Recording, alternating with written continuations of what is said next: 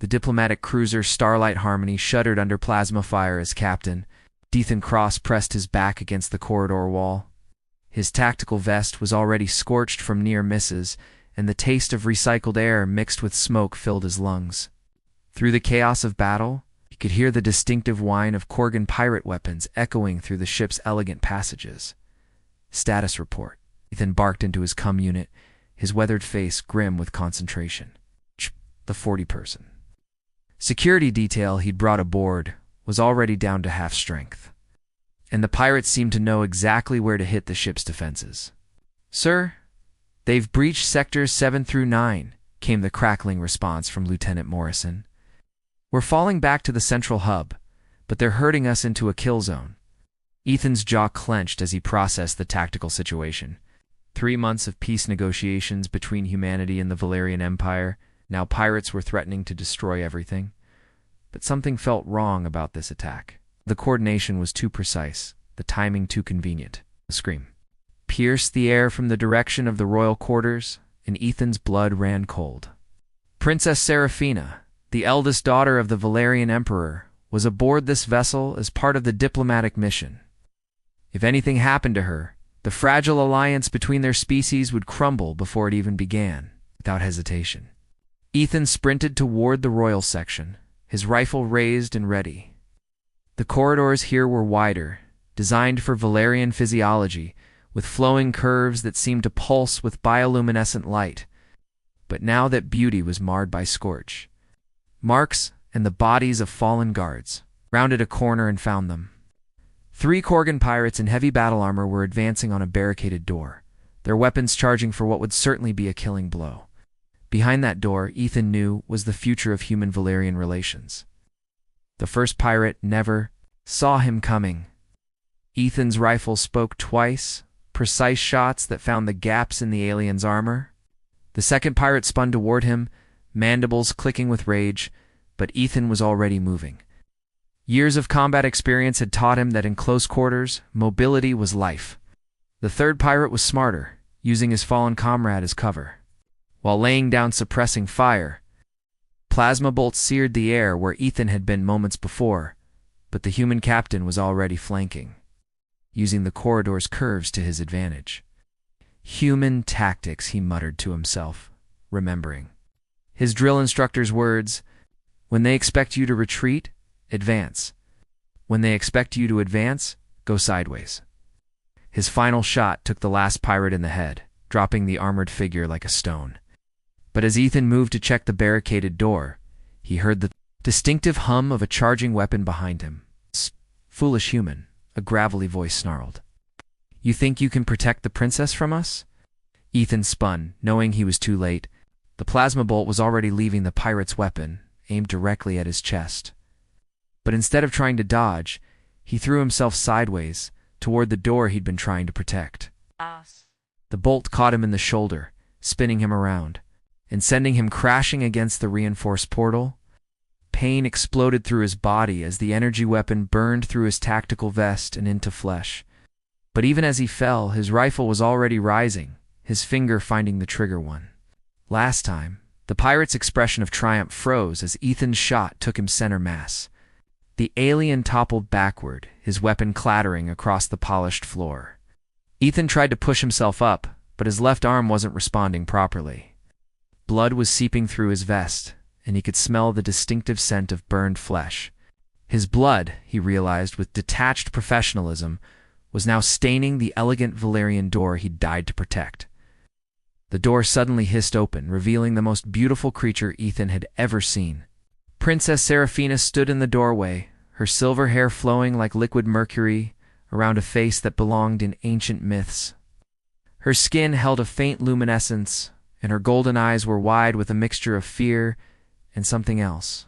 Something that made Ethan's breath catch, despite his injuries. "You're hurt," she said, her voice carrying the musical quality that all Valerians possessed. But there was something more in her tone, an emotion that transcended species barriers. "I'll live," Ethan managed, though he wasn't entirely sure that was true.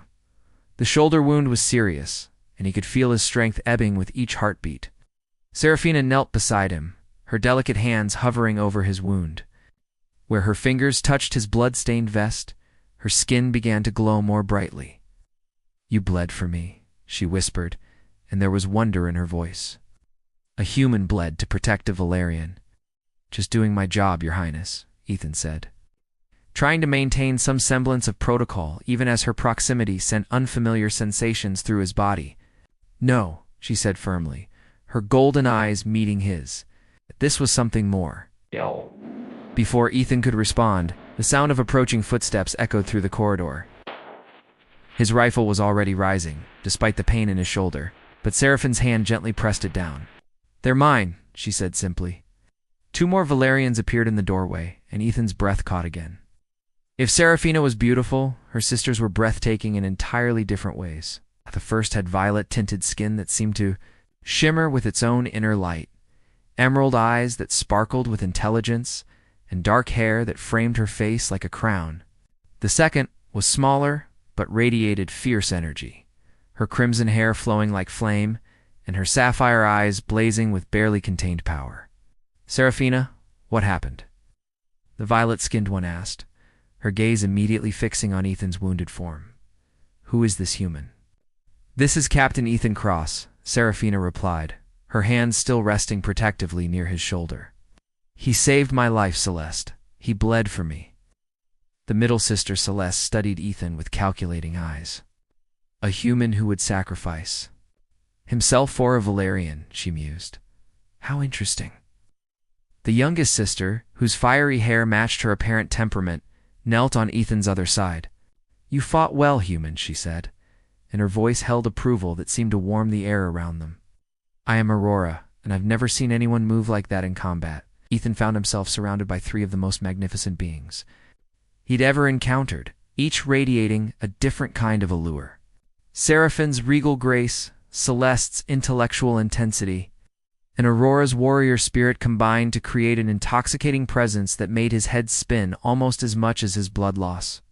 "We need to get you medical attention," Seraphina said, her concern evident in every syllable. "The ship's medical bay might be compromised," Ethan said, forcing his tactical mind to focus despite the distraction of 3 pairs of stunning eyes watching his every expression. "We need to get to the emergency pods and evacuate to the rendezvous point." "There's a problem with that plan," came a new voice from behind them. Lieutenant Morrison appeared, his face grim with bad news. "The pirates didn't just attack randomly. Sir, they knew exactly where to hit us. Someone gave them our flight plans, security protocols, everything." Ethan felt ice form in his veins, despite the warmth of Seraphine's proximity. "A leak in the diplomatic mission? Worse than that," Morrison continued. "I intercepted their communications. This wasn't a pirate raid, it was an assassination attempt. Someone wants the princess dead, and they're willing to blame it on random pirates to cover their tracks." The 3 sisters exchanged glances that spoke of shared understanding and growing alarm. It was Celeste who spoke first, her strategic mind already working through the implications. "Lord Draconis," she said, her voice carrying a note of bitter recognition. "He opposed the alliance with humanity from the beginning. He said it would weaken Valerian purity." "Move against the royal family directly," Aurora protested, though her hand was already moving to the weapon at her side. "He would if he thought he could blame it on human treachery," Seraphina said quietly. "Kill me. Make it look like your people betrayed the peace talks." And suddenly, he's the voice of reason, calling for war instead of alliance. Ethan struggled. To his feet, supported by Seraphine's surprisingly strong grip, the physical contact sent warmth spreading through his body that had nothing to do with medical treatment. "Then we can't go to the rendezvous point?" he said. "If Draconis has people in the diplomatic mission, anywhere official is compromised. Where do we go?" Morrison asked. It was Aurora who answered, her sapphire eyes gleaming with dangerous satisfaction. "I know a place, a safe house that only family knows about. But it means trusting these humans completely." Seraphine's golden eyes met Ethan's, and he saw something in their depths that made his pulse quicken. "I already do," she said simply. The journey to Aurora's safe house was a nightmare of stealth and evasion. Ethan's shoulder throbbed with every movement, but the adrenaline of protecting the three sisters kept him moving. They made their way through maintenance tunnels and service corridors, avoiding the main passages where pirates might still be hunting. Morrison had gathered the surviving members of their security detail, but they were down to just 8 humans against unknown odds. As they moved through the ship's hidden arteries, Ethan found himself acutely aware of every glance from the Valerian sisters, every accidental touch as they navigated the cramped spaces. When they finally reached Aurora's hidden shuttle, concealed in a camouflaged bay that didn't appear on any official schematics, Ethan was impressed despite himself. The craft was sleek and fast, designed for exactly this kind of emergency evacuation. "How did you know about this?" he asked Aurora, as she powered up the engines with practiced efficiency. Her smile was enigmatic, full of secrets that made his heart race. "Every royal has contingencies, Captain. The question is whether you're prepared for where we're going." The safe house turned out to be a hidden facility built into an asteroid field, completely off any official charts. As they docked, Ethan realized that his life had just become infinitely more complicated. He was alone with 3 alien princesses, each more captivating than the last, in a place where normal rules didn't apply.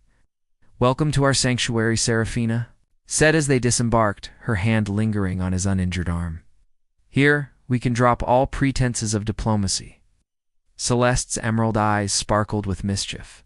"Here, we can be ourselves." Aurora's smile was pure predatory satisfaction. "Here, we can show you what Valerian gratitude really means." As the airlock sealed behind them, Ethan realized that surviving the pirate attack might have been the easy part. The real challenge was just beginning.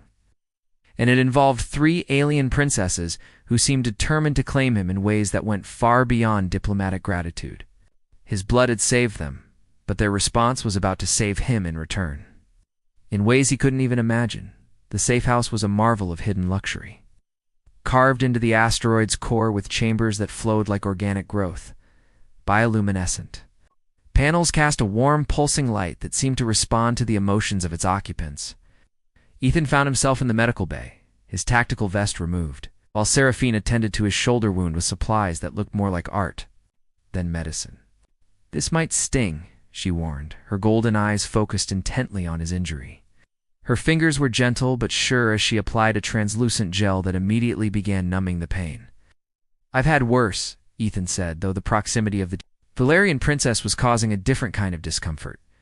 Her silver hair brushed against his bare shoulder as she worked, and each accidental contact sent electric jolts through his system. "Have you?" Serafina asked, her voice dropping to a more intimate tone. "Have you bled for others the way you bled for me?" The question hung in the air between them, loaded with implications that went far beyond medical treatment. Ethan found himself studying her face, noting the way her luminescent skin seemed to pulse in rhythm with his heartbeat. "In combat, yes," he said carefully, "but not like this. What makes this different?" She pressed, her hands still working on his wound, but her attention clearly focused on his answer. Before Ethan could respond, Celeste appeared in the doorway, her violet skin glowing softly in the chamber's ambient light. "The perimeter sensors are picking up multiple contacts," she announced, though her emerald eyes lingered appreciatively on Ethan's exposed torso. "We have company." Aurora's voice crackled through the comm system, carrying the excitement of impending battle. 12 ships, military configuration. They're not bothering with stealth this time." Ethan was already moving, despite Seraphine's protests about his half-treated wound. "How long do we have?" 20 minutes until they reach engagement range," Celeste replied, her strategic mind already working through defensive possibilities. "The asteroid's natural shielding will give us some protection, but against that many ships, we fight," Ethan said simply, reaching for his rifle. "We make them pay for every inch." Seraphine's hand caught his arm, her touch burning through his skin. "You're injured. You should rest while we handle this." The suggestion struck something primal in Ethan's chest. "No," he said, his voice carrying an edge of steel that made all 3 sisters take notice. "No one threatens you while I'm breathing." The possessive intensity in his tone seemed to electrify the air around them. Seraphine's golden eyes widened, Celeste's lips parted in surprise, and even Aurora's voice fell silent on the comm system. "Captain." Serafina said softly. "That sounds almost like what?" Ethan challenged, stepping closer to her, despite the tactical situation developing around them. "Like you're claiming us," she finished, her voice barely above a whisper.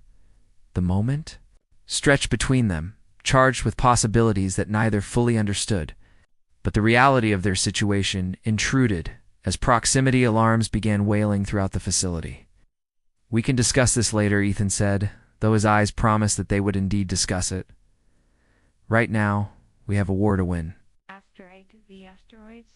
Hidden defensive systems were impressive, but Ethan's experienced eye immediately identified their weaknesses. The facility had been designed for concealment, not prolonged combat. Against a determined assault, their advantages would quickly erode. "Aurora, I need you to show me the weapon systems," he commanded. Falling naturally into the leadership role despite being outnumbered and outgunned, the youngest sister appeared at his side with fluid grace, her crimson hair catching the light. As she leaned close to access the control panels, "Here," she said, her voice carrying a breathless quality that had nothing to do with exertion. "But they're primarily defensive. We don't have the firepower to take on 12 ships." "We don't need to destroy them," Ethan replied, his tactical mind racing through possibilities. "We just need to survive long enough to get a message out, prove that Draconis is behind this." Celeste's emerald eyes lit up with understanding. "Communications array, but they'll be jamming all standard frequencies." "Then we don't use standard frequencies," Ethan said, his mind already working through the technical challenges. "Aurora, can you modify the defensive systems to create a focused transmission burst?" The youngest sister's smile was brilliant with admiration. "You want to turn our weapons into a communications array?" "That's brilliant and completely insane." "The best plans usually are," Ethan replied, returning her smile with one that made her sapphire eyes sparkle with something more than tactical appreciation as they worked to implement his desperate plan. The three sisters found themselves drawn to Ethan's calm competence under pressure. He moved through the facility's systems with the confidence of a man who had faced impossible odds before. But there was something more in his behavior now. Every glance toward them carried protective intensity. Every movement seemed calculated, to keep himself between them and danger. "You know," Serafina said as she monitored the approaching fleet in Valerian culture, "when someone sheds blood to protect another, it creates a bond that goes beyond simple gratitude." "What kind of bond?" Ethan asked, though his attention remained focused on the technical modifications they were making. "The kind that changes everything," Celeste replied, her voice carrying notes of something that made Ethan's pulse quicken. The first attack came without warning. The asteroid's surface erupted in controlled explosions as the enemy fleets advanced. Scouts tested their defenses. Ethan's makeshift command center shook under the impact, but his modifications held. "Return fire," he ordered, and Aurora's hands danced across the weapon controls with deadly precision. The hidden defensive turrets emerged from concealment, their focused beams lancing out to catch the scout ships in lethal crossfire. "Two down," Aurora reported, her voice carrying savage satisfaction. "But the main fleet is moving into position?" Through the facility's external sensors, Ethan could see the enemy ships arranging themselves in a bombardment formation. They intended to reduce the asteroid to rubble, regardless of who might be sheltering inside. "Serafina, begin the transmission sequence," he commanded. "We need to get this message out before they can stop us." The eldest sister's fingers flew over the communications controls, her natural grace evident even in the midst of combat. "Signal is prepared, but I need 30 seconds of clear transmission to reach the Valerian home fleet." "You'll have it," Ethan promised, though he had no idea how he was going to deliver on that promise. The main assault began with overwhelming force. Plasma cannon fire turned the asteroid's surface into a hellscape of molten rock and superheated gases. The facility's shields held, but Ethan could see the power readings dropping with each impact. "They're focusing fire on the communication array," Celeste reported, her strategic mind tracking the enemy's targeting priorities. "They know what we're trying to do." "Then we give them something else to shoot at," Ethan said grimly. He moved to the manual control station, his hands settling on the controls with practiced familiarity. "I'm taking us out there." "What?" "All?" Three sisters spoke in unison, their voices carrying identical notes of alarm. "The facility has a small fighter bay," Ethan explained, his tactical mind already working through the suicidal plan forming in his head. "If I can draw their fire, scatter their formation, you'll have the window you need for transmission." "That's suicide," Aurora said flatly, her sapphire eyes blazing with something that looked remarkably like territorial rage. "One fighter against 12 capital ships?"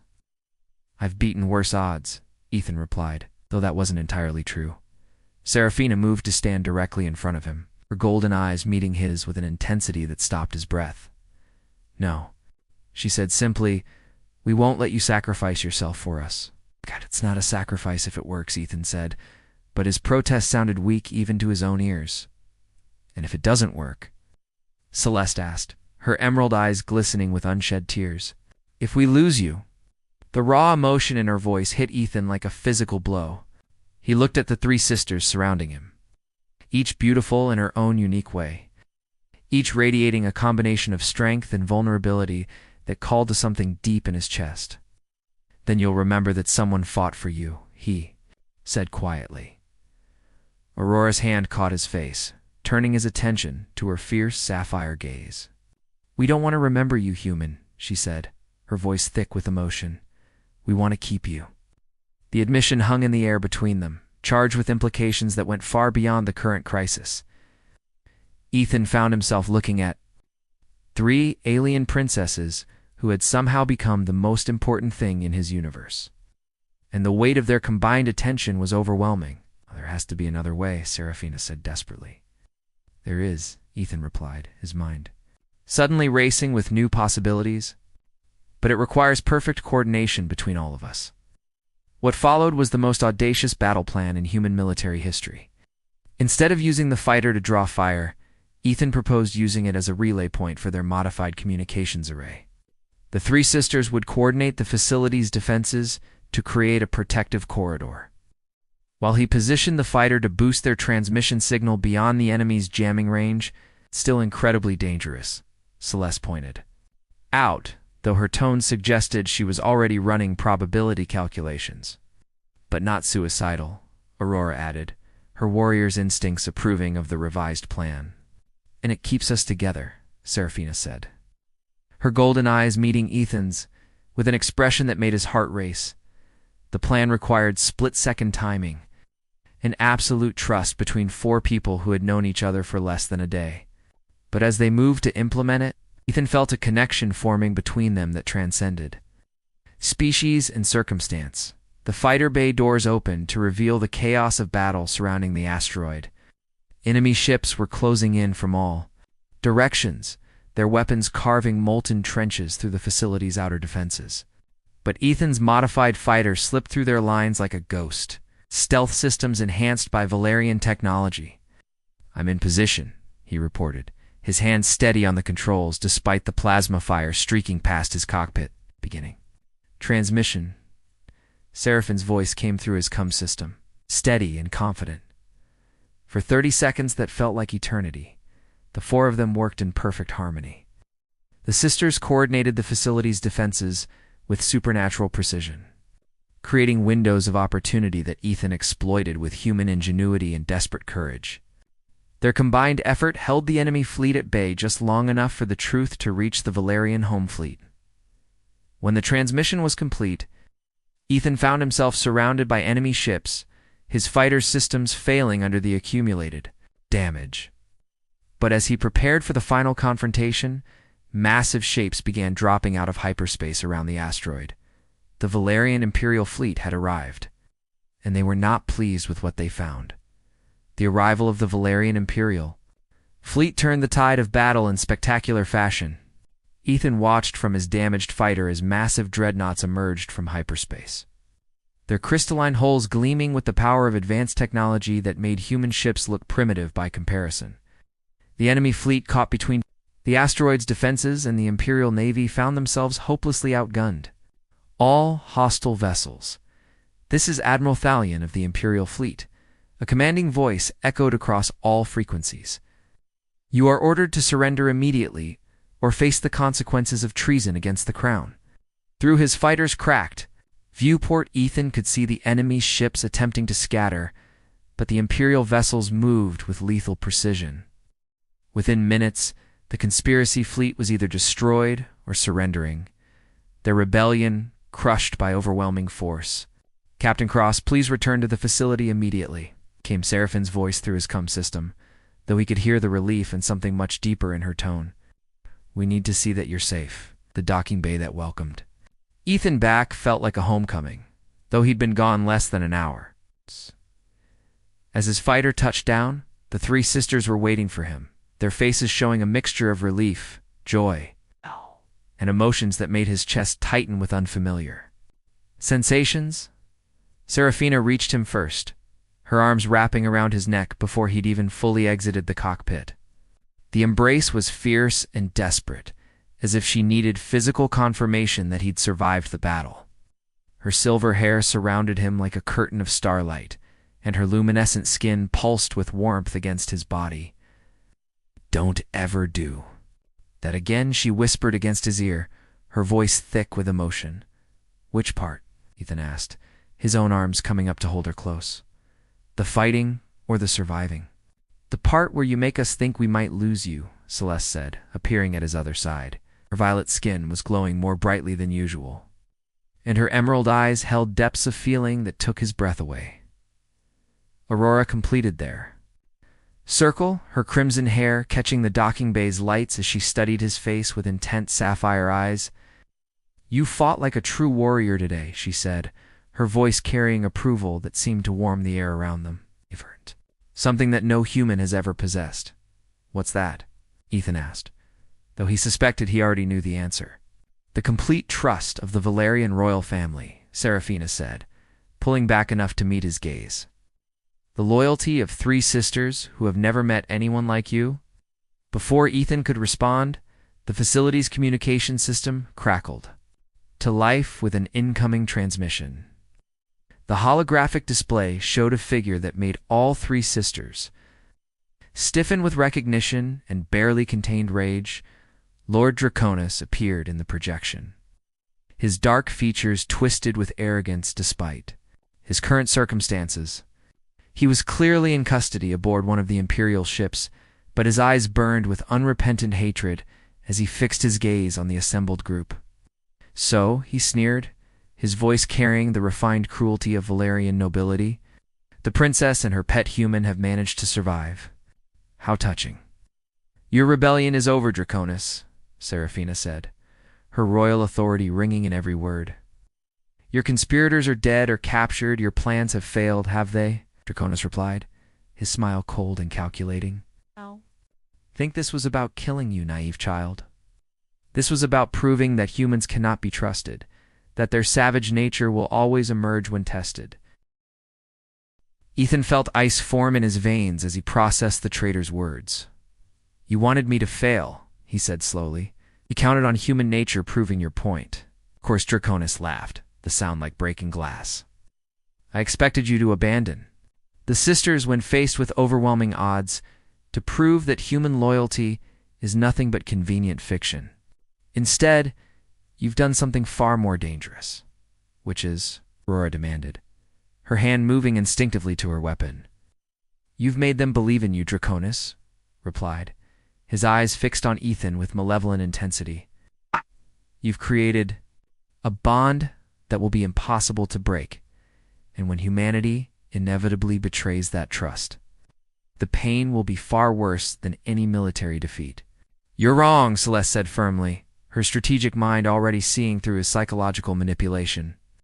"Humans are capable of loyalty that goes beyond species." "We shall see," Draconis said, though his confidence seemed forced now. "History will judge whether this human's noble gestures survive the test of time." The transmission ended, leaving the four of them alone in the docking bay. The silence stretched between them, heavy with the weight of Draconis' words and the implications of what had just occurred. "He's trying to plant seeds of doubt," Ethan said finally, his tactical mind recognizing the enemy's strategy. "Make you question whether you can trust me." whether this is real. Serafina stepped closer to him, her golden eyes blazing with an intensity that made his breath catch. "Then he doesn't understand what happened here today," she said, her voice carrying absolute conviction. "What we felt when we thought we might lose you? The bond between us isn't based on politics or diplomacy," Celeste added, her emerald gaze never leaving his face. "It's based on something much deeper." Aurora's smile was pure, predatory satisfaction as she looked at him. "It's based on the fact that you chose to bleed for us, to fight for us, to risk everything for 3 aliens you barely knew." The intensity of their combined attention was overwhelming. Ethan found himself looking at 3 of the most powerful beings in the galaxy, each stunning in her own unique way, each radiating an attraction that went far beyond physical beauty. "What happens now?" he asked, his voice rougher than he intended. "Now," Serafina said, moving even closer until her luminescent skin was almost touching his, "we stop pretending that this is just about diplomatic alliances." "Now," Celeste added, her strategic mind already working through possibilities that had nothing to do with politics, "we explore what it means when 3 Valerian sisters find a human worth claiming." "Now," Aurora finished, her warrior spirit blazing in her sapphire eyes, "we show you what Valerian gratitude really involves." The implications of their words sent heat racing through Ethan's body. He looked at each of them in turn, seeing past their alien beauty to the strength, intelligence, and passion that had drawn him to them from the beginning. "The Emperor," he began, trying to maintain some semblance of diplomatic protocol, "will understand that his daughters have made their choice," Serafina interrupted, her hand coming up to trace the line of his jaw. "We'll celebrate the fact that the alliance between our species has become something much more personal, much more permanent." Celeste agreed, her violet skin pulsing with warmth as she stepped closer. "Much more satisfying," Aurora added with a smile that made Ethan's pulse race. The weeks that followed transformed both the political landscape and Ethan's personal universe. The failed rebellion had actually strengthened the human-Valerian alliance, proving that cooperation between their species could overcome even the most determined opposition. But more importantly for Ethan, it had created bonds that went far beyond anything he'd ever experienced. The Imperial Palace on Valeria Prime became his new home, though he maintained his commission in the human fleet as a symbol of the continued partnership between their peoples. The 3 sisters had made it clear that they had no intention of sharing him with anyone else, and their father had granted his blessing to an arrangement that was unprecedented in Valerian history. Regal grace provided the stability and wisdom that guided their unconventional relationship. Her silver hair had become as familiar to Ethan as his own reflection, and her golden eyes held depths of love that still took his breath away. As the eldest sister and heir to the throne, she brought dignity and purpose to their bond. Celeste's brilliant strategic mind complemented Ethan's tactical thinking in ways that revolutionized both human and Valerian military doctrine. Her violet skin would glow with excitement when they worked together on complex problems, and her emerald eyes sparkled with an intelligence that matched his own. She brought innovation and intellectual partnership to their relationship.